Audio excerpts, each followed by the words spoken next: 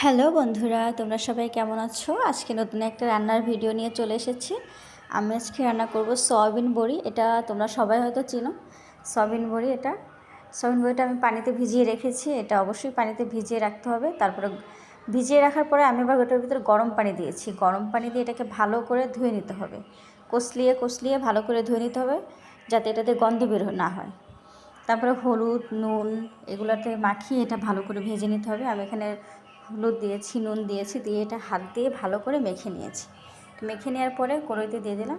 এটা ভেজে নিতে হবে, খুব সুন্দর করে ভেজে নিতে হবে।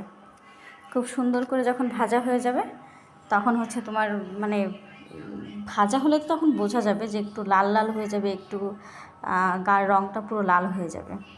দেখো এটা ভাজাও হয়ে গেছে। কথা বলতে বলতে এটা যখন ভাজা হয়ে যাবে তখন হচ্ছে যে আলুগুলা থাকে, দেখো এটা কি নরম সফট হয়েছে, প্রচণ্ড নরম হয়েছে। তা কড়াইতে একটু তেল দিয়ে দিলাম। তেল দেওয়ার পরে আলুগুলো দিয়ে দেবো। আলুগুলো যে পিস পিস করে কেটে রাখা আলুগুলো ভেজে নেব।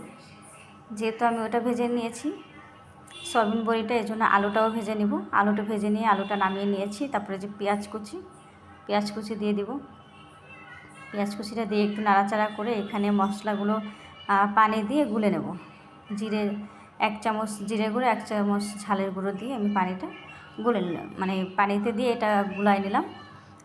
তারপরে এটা কড়াইতে ঢেলে দিলাম।